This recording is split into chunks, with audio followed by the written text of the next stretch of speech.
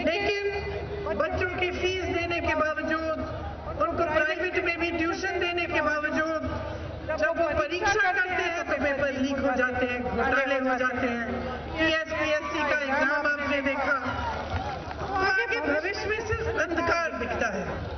और जब एक प्रदेश में या एक देश में नौजवान को अपना भविष्य उज्जवल नहीं दिखता, वो कितनी भी प्रयास करे, कितनी भी मेहनत करे, लेकिन उसको ये लगता है कि मैं कुछ भी कर लूं फिर भी मैं आगे बढ़ नहीं पाऊंगा, तो बहुत ही दुखद स्थिति बन जाती है उस प्रदेश की, उस देश की। आज तेलंगाना में इतने गहरे दुख हो रहे हैं नौजवानों के कि आत्महत्याएं बढ़ रही हैं, क्योंकि उनको लगता है कि हम पढ़ाई करते हैं, लिखाई करते हैं, मेहनत करते हैं, फिर भी कुछ नहीं होता। कांग्रेस पार्टी कह रही है कि अगर हमारी सरकार बनेगी तो हम एक जॉब कैलेंडर निकालेंगे।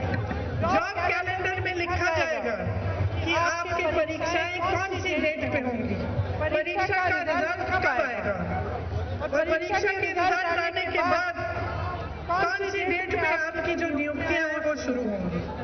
इसको एक जॉब कैलेंडर कहते हैं, और ये जरूरी इसलिए होता है ताकि फिर जो होना चाहिए वो ठीक कार्यक्रम से होता है। नहीं तो क्या होता है, काफी बच्चे परीक्षा दे देते हैं और महीनों सालों के लिए भी इंतजार करते हैं, लेकिन नियुक्तियां नहीं होती। इसीलिए हमारा प्रयास रहेगा कि एक जॉब कैलेंडर बने और उस जॉब कैलेंडर के तहत ही सारी जो परीक्षाएं हैं, नियुक्तियां हैं, भर्तियां हैं वो हो।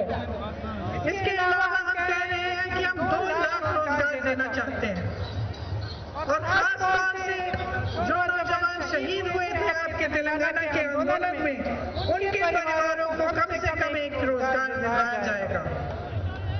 युवा साथियों, एक बात सुन लीजिए, आपको जॉब चाहिए ना, तो इसके लिए एक कंडीशन करना पड़ेगा कि आप KCR और KTR को आप जॉब मत दो। अगर आपको जॉब चाहिए तो आपको सरकार बदलनी पड़ेगी। आज पूरे प्रदेश में किसान परेशान है। आपके ऋण माफ करने थे वो भी नहीं किए। किसान की भी ये परिस्थितियां हैं नौजवानों की तरह कि वो बहुत ही परेशान है। एक तरफ केंद्र सरकार की तरफ से महंगाई बढ़ती चली जा रही है, पेट्रोल डीजल महंगा हो गया है, टैक्स लग रही है हर चीज में, आगे बढ़ना, खेती से कमाई करना बहुत ही मुश्किल हो गया है। जहाँ जहाँ कांग्रेस की सरकारें हैं उन प्रदेशों में हमने किसानों को केंद्र और बीजेपी की जो नीतियां हैं उनसे बचाने के लिए हमने किसानों को के लिए खास स्कीम बनाई है, और हम चाहते हैं कि अगर हमारी सरकार यहाँ आए तेलंगाना में तो हम भी किसानों के लिए यहाँ पे ऐसी स्कीमें लाएं, ऐसी चीजें करें जिनसे आपकी सहायता हो। 2 लाख रुपए तक हम फसल ऋण माफ करना चाहते हैं, और अगर 3 दिसंबर को हमारी सरकार आई तो कांग्रेस पार्टी कहती है कि आपके कर्ज माफ करने का काम शुरू हो जाएगा। कई लोगों के पास भूमि के रिकॉर्ड नहीं है। KCR जी ने धरती पोर्टल शुरू किया था, आप सबको मालूम होगा। उस समय कहा था कि उसमें रजिस्ट्रेशन का काम होगा, लेकिन बाद में पता चला कि इसका गलत इस्तेमाल हो रहा है, और आपसे उस पोर्टल के जरिए काफी जमीनें छीनी गई। इस तरह की चीजों को बंद कराना और आपके लिए सही काम सही तरह से स्कीमें बनाना ये कांग्रेस करेगी। कांग्रेस पार्टी ये भी कह रही है कि जब हमारी सरकार बनेगी तो आपको MSP की गारंटी मिलेगी। धान के लिए आपको 2500 रुपए मिलेंगे, सोयाबीन के लिए 4400 रुपए, मक्के के लिए 2200 रुपए, गन्ना के लिए 4000 रुपए, अरहर के लिए 6700 रुपए, और कॉटन के लिए 6500 रुपए। ये सब काम हम आपके लिए करना चाहते हैं। आजकल आपके प्रदेश में बहुत घोटाले हो रहे हैं। कालेश्वरम परियोजना में आपने देखा कि कितना बड़ा घोटाला हुआ। मिशन भागीरथ में भी घोटाला हुआ। बड़े बड़े जितने भी प्रोजेक्ट टैक्स है उसमें कमीशन खा खा के सरकार ने आपको लूटा है। देखिए, सरकार का ना कोई पैसा नहीं होता। जो सरकार का पैसा होता है वो जनता का पैसा होता है। जनता की संपत्ति होती है जो सरकार जनता के लिए इस्तेमाल करती है।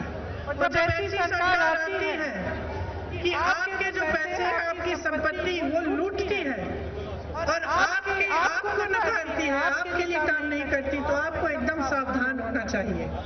देखिए, जो बीजेपी की सरकार है केंद्र में, उसने क्या किया?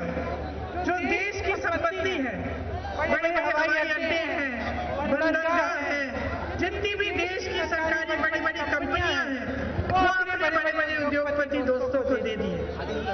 जो कर्ज बड़े बड़े उद्योगपतियों के थे, उनको हजारों करोड़ों में माफ कर दिया। लेकिन जब किसान के कर्ज की माफी की बात आई तो उन्होंने कहा कि पैसे नहीं है।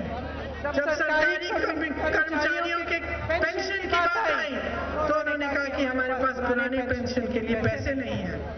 उसी तरह से जो तेलंगाना में सरकार चल रही है, उससे आपका पैसा लूटा और आपके लिए अच्छी अच्छी स्कीम बनाकर जमीन पे उन स्कीमों को लाकर आपकी सहायता करने के बजाय आपको लूटा। तो आपको समझना पड़ेगा कि 10 सालों में जो भी हुआ है तेलंगाना में, sand mafia, land mafia, wine mafia, mine mafia, सबको सरकार ने उन संरक्षण दिया, फूलने फलने दिया। लेकिन यहाँ का किसान, मजदूर, नौजवान, यहाँ की बहनें आपको आगे बढ़ाने का काम नहीं किया।